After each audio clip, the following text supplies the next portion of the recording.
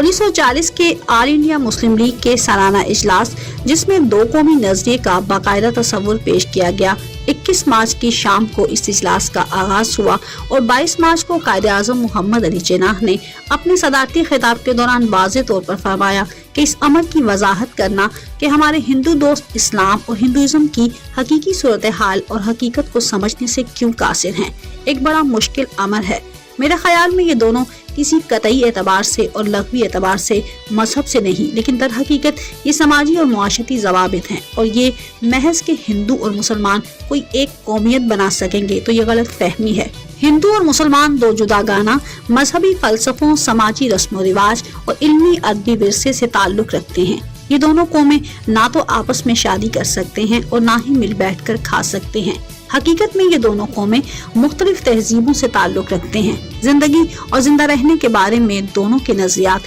دیگر پہلو ایک دوسرے سے بالکل مختلف ہیں، اور اس کے علاوہ دونوں کی رزمیہ تاریخ مختلف ہے، دونوں کے ہیرو مختلف ہیں، دونوں کے حالات و واقعات بھی مختلف ہیں، بلکہ یہاں تک کہ ایک قوم کا ہیرو دوسری قوم کا دشمن اور ایک قوم کا دشمن دوسری قوم کا ہیرو ہوتا ہے۔ ایسی قوموں کو ایک سلطنت میں کر دینا بالکل غلط فیصلہ ہے۔ مسلمان ایک جداگانہ قوم ہے، اس کے لیے چاہے قوم کی کوئی بھی تعریف کی جائے، اس کے تحت یہ ایک قوم ہے، اس کے لیے ان کا اپنا وطن ہونا چاہیے، ان کا اپنا ایک علاقہ اور اپنی مملکت ہونی چاہیے۔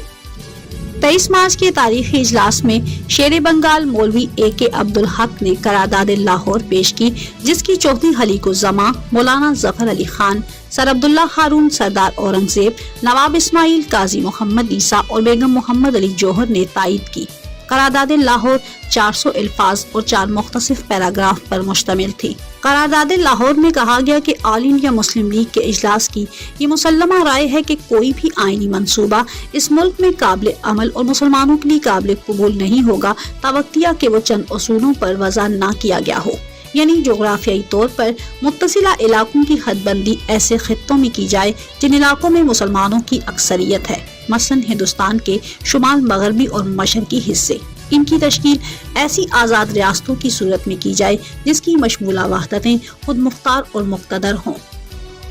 نیز ان وحدتوں اور خطوں میں اقلیتوں کے مذہبی، ثقافتی، معاشی، سیاسی، انتظامی اور دیگر حقوق و مفادات کا مناسب، مؤثر اور حتمی تحفظ ان کے مشورے سے آئین میں صراحت کے ساتھ پیش کیا جائے۔ اس قرارداد کے بعد قیام پاکستان کے لیے مسلمانوں کی جدوجہد کو واضح شکل دے دی گئی اور مسلمانوں کی جدوجہد آزادی میں تیزی آتی گئی، اور آخرکار 14 اگست 1947 کو برصغیر میں ایک آزاد اسلامی مملکت پاکستان کا قیام عمل میں آیا۔